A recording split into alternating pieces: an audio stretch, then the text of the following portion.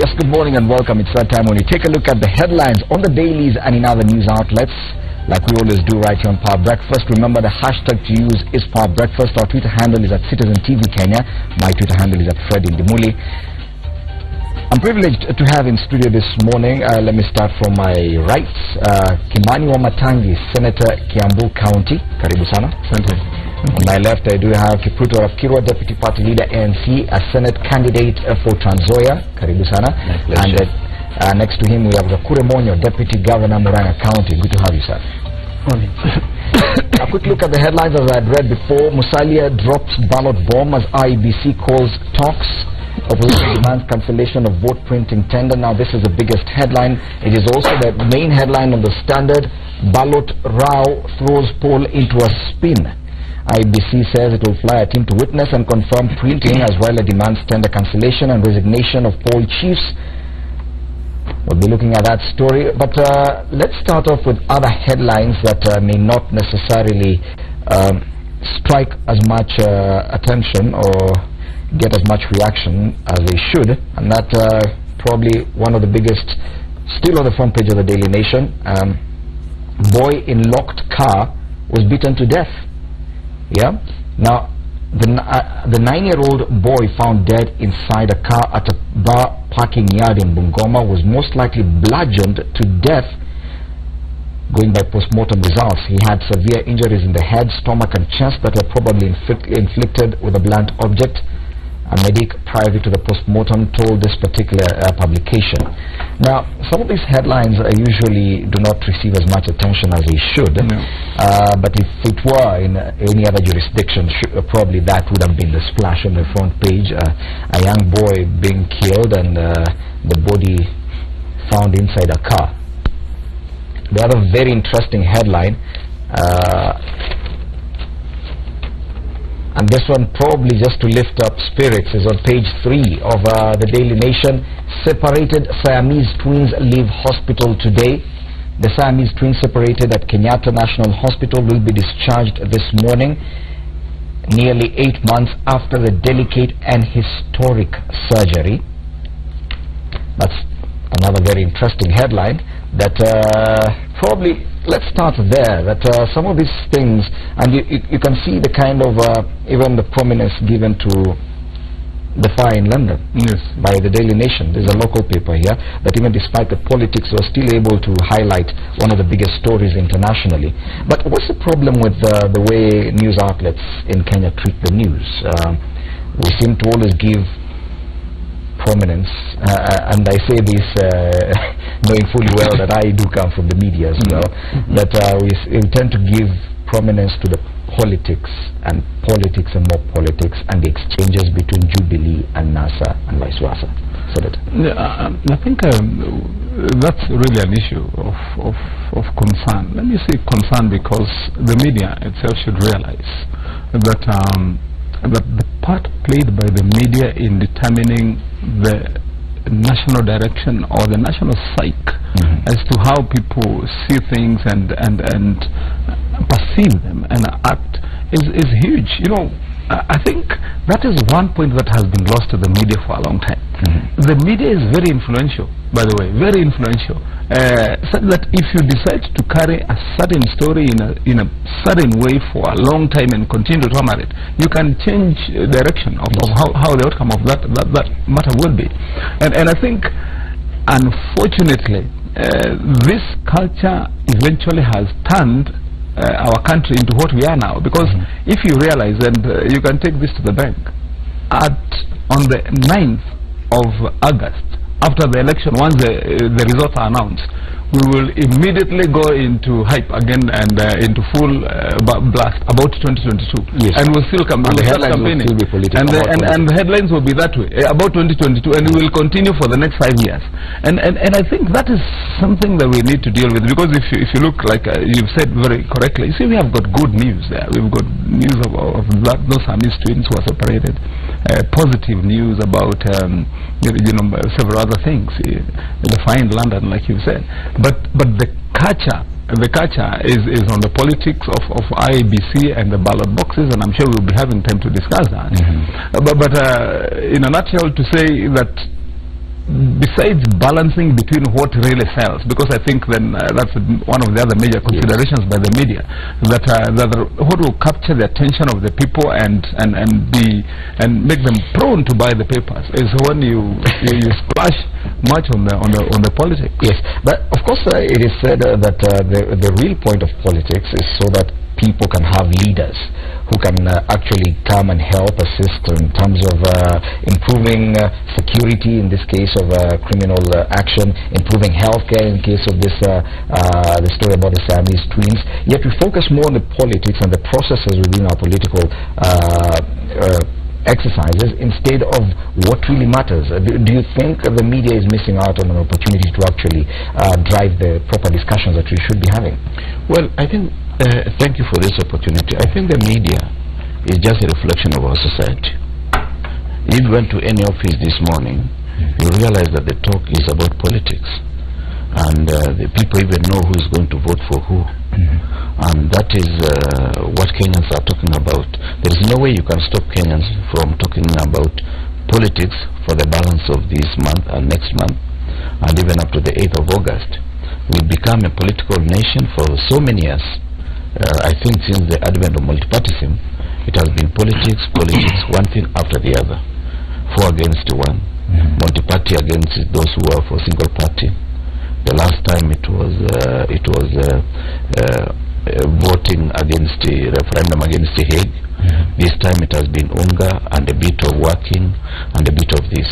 So this is what the Kenyan public is talking about, and an issue like this one of the ballot papers is a very important issue.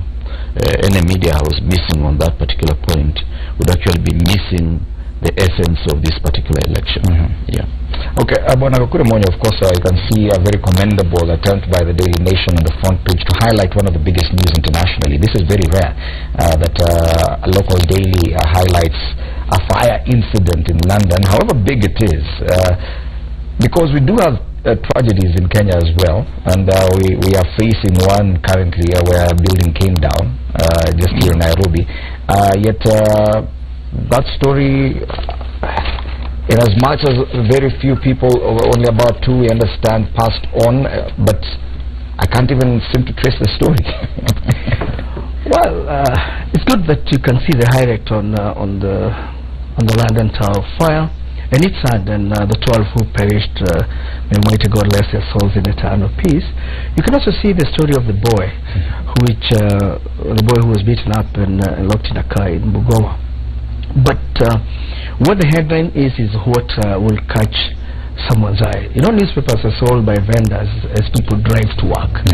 And a catching headline is what will make most people buy a paper. However, you know, news is not when a man is beaten by a dog, but when a man bites the dog. That's when it's news. So I think flashing these headlines is to catch the eye of the newspaper person who will want to buy, and also trying to highlight these issues. I think stories like the Barrett story, we will see it, we'll hear it, we'll find people whining, and such headlines will come on the papers. However, it's important for media to also balance the news, so that we don't remain looking at the newspaper without an analogy of the president that the following day it's used for wrapping meat. I think it's important to look at it that it conveys the message to people, not only from the sad news, but also for balanced news on what people would want to read. And I could say in this instance then the Daily Nation has done a pretty good job that on the front page it has highlighted 3 big stories.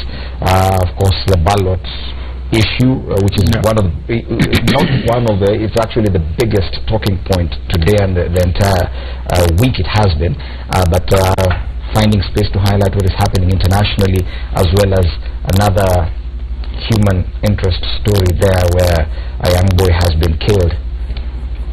I think it's done a very commendable job. On the front page of the Standard, they've really highlighted and gone in depth to give even the highlights of the story. Just looking at the front page of the Standard, you can actually tell they the entire story with regard to the ballot. Yes, and this is also a very commendable job.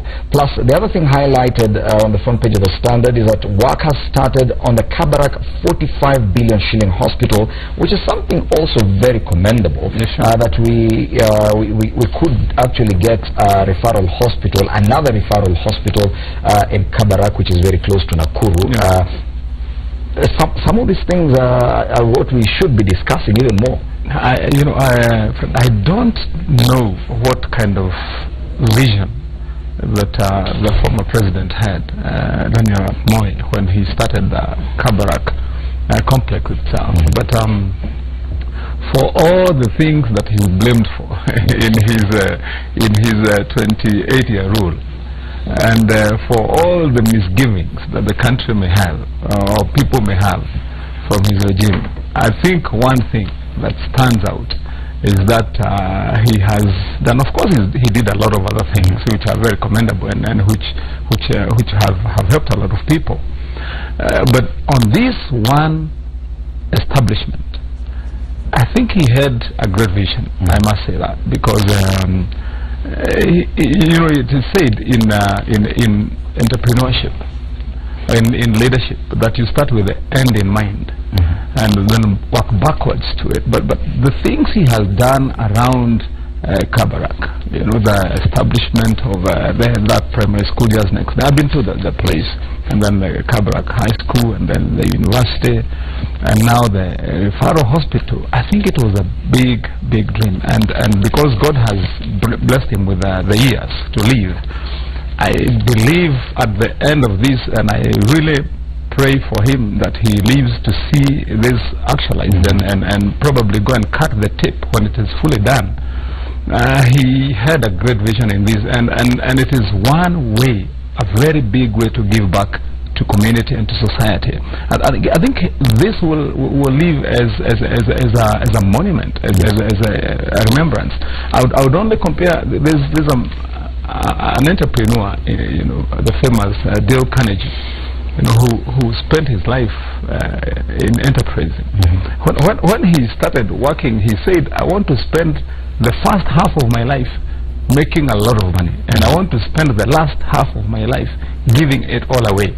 And for those who read some of his history, if you go to the United States, every street or most of the streets are littered with libraries that he started and sponsored and are free for people to learn. So I think this will be a big legacy for President Daniel Arap Moi. I as a politician, definitely I have some issues with some of the things that happened during his regime, and of course, like I said, he did others that are quite well in retrospect. But on this one, I want to say he had a big vision. I think he saw it correctly. This will be an outstanding legacy for him when all this is done. Well, I do want to concur with the Senator Amatangi on the vision of President Moi, given the fact that he had the opportunity to invest, of course, in farming, in school, and many other enterprises.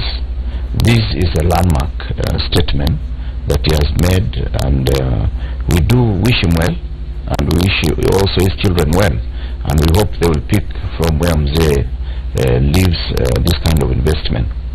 And also, it is important that those of us who are privileged to have some resources, we think of what we can leave as a legacy to the people of Kenya. It is an imperative that all the time we think of beyond us. We should not be thinking about ourselves when we are just around, because this is temporary life. And God giving us life, we should be doing things like that, even in a small scale. Okay, of course, the groundbreaking happened yesterday. Anything to add on that? You see, this will be extremely memorable because it's not quite a number of people you find with such kind of philanthropy. And in this country now, it will be memorable of this hospital in Kabarak. We'll also remember Aga Khan. So this is an extremely visionary idea that the president had. If you look at the Kabarak complex, it opens up when you're driving on that route to something that was never there. And you see, after Kabarak, the complex, then you go and find Kambi Moi, then Mogotio. So it is a complex that opened that geography to to a spectrum that nobody would have expected, that anything would come in a bare land in the middle of nowhere.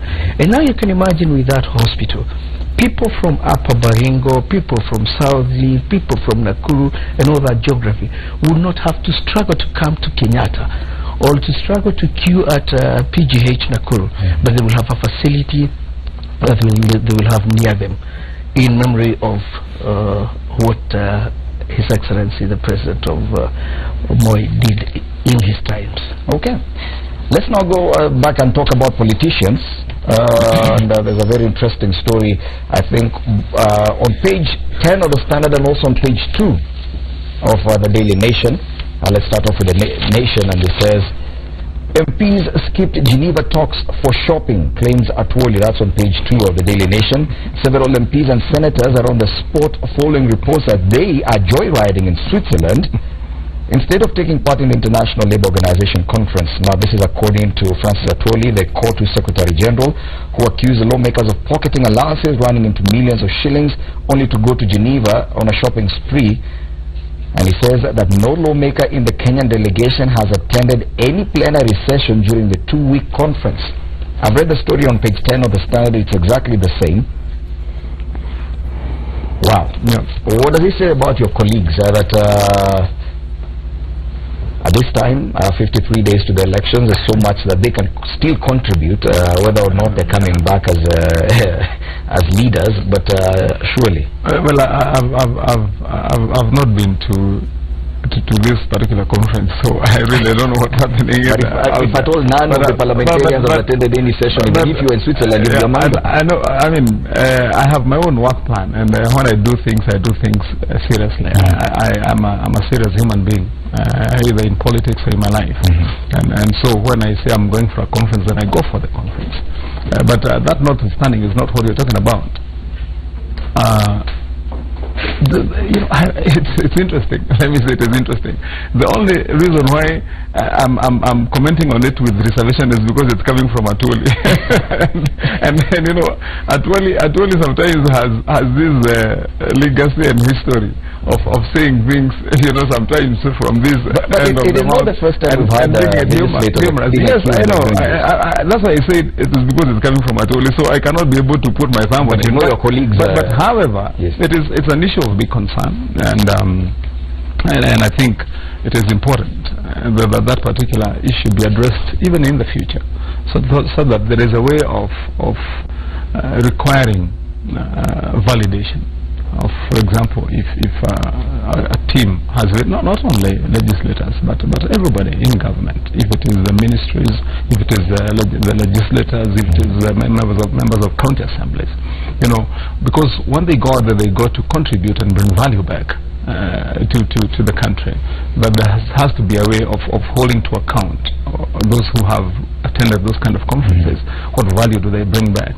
And also, it's a bit also amazing. We have only 53 days to the elections. Actually, if you look at what's happening to most politicians now are very busy out on ground. Could it be those who probably are not seeking re-election? Maybe I would probably be thinking it's some of the NASA politicians who got direct nominations. Actually, we've seen what has happened in Tanzania with President Magufuli actually stopping this foreign travel. It's because of reasons like this. Because you spend taxpayers' money, you go out there for no reasonable gain. Yeah. Well, I think Mheshimiwa Amatanga has a problem with NASA, which I do understand, because that is the main rival to their outfit. And at times they declare winning without actually knowing that one has really to be humble about elections. At times you don't know when you're about to lose. And there are so many other factors that we can explain, but that's not the story for today. The story that I have is that some of these meetings, people go without the necessary preparation.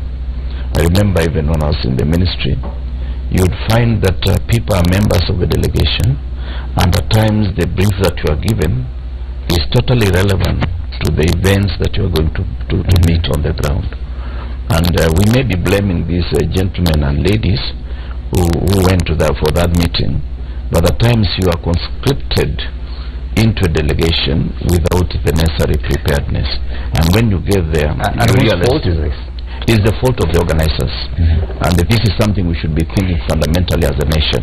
If the four of us are members of a certain delegation, we should be taken through the issues that are going to be highlighted, and on the basis of those issues, then you know when to do your intervention. Also, it is important that when you go out, really you cannot be locked in a room from morning to evening. At times you may want to just experience the town of Geneva or wherever it is. So, but in organized societies, people will be able to say, okay, the two of you are going to be there from morning up to about midday. Then the rest of us, we can do 1, 2, 3. Then we come back in the afternoon and we take over from you. That is organized society. But notwithstanding that, it is also dangerous to condemn them before getting the other side of the story. Well, it is a headline in the dailies today, and it's captured on both. But we are listening to one side. We should listen to both sides. But we've heard the stories before. About MCAs going on benchmarking trips that leave a lot of questions than answers. MPs going for Olympics when they do not have anything much to do there. You know, if I came to your house today, there is always something I will copy. There is always something unique about a new event or a new experience, unless somebody has closed eyes. Yeah, you may think that if I went to his place, I may not like him, but if I went to his place, there is always something good. I'll realize, oh, Mushima has done 1, 2, 3. Are you saying you don't like me? And anyway, I don't expect you to like me. But what reason we are not competing? In fact, I always pray for you that we meet there, because it is going to be a very important. I know how the players of NASA would be said. So I concur with what Honorable Kira is saying. Unified conferences are arranged with a very broad spectrum of points of discussion. And one wouldn't be an expert in all fields for a week or two. The most ideal thing to do is to make sure that if one is concerned on a certain subject, that's the one they are pegged on to attend, not the whole spectrum of 2 weeks. And again, a conference for 2 weeks, you may ask your question, is it a certificate course thing you're doing for 2 weeks? A proper constructive conference will be a day or two. But when you push it for so long, then you'd expect that people will fatigue and not contribute so well. So I think in the organization of such conferences, you should take cognizance of what is the expertise expected from each participant, so that they will only attend where they're adding value, not just being there for the conference because the conference lasts for a fortnight. Since I read the story on this Daily Nation, let me read the headline on the Standard. We'll get to the same story before we go on a break. MPs skip Geneva meeting to shop. The Central Organization of Trade Unions has made shocking allegations concerning Kenyan lawmakers. Court has claimed that Kenyan lawmakers to an international labor conference in Geneva, Switzerland, have been on a shopping spree, leaving large on taxpayers' money as other delegates discussed serious labor matters. The union claims that the lawmakers from the National Assembly and Senate Labor Committee, specific committee, have not attended a single session of the 106th session of the International Labour Conference, despite receiving huge allowances and other benefits during their stay in one of the most expensive cities in the world. Well, that is a headline as it is. It's not me saying, but you can read it for yourself in the dailies. Let's now take a break. When we return, we discuss this big blockbuster, if I may call it that, of a splash this morning that has to do with the ballot tendering. When we return.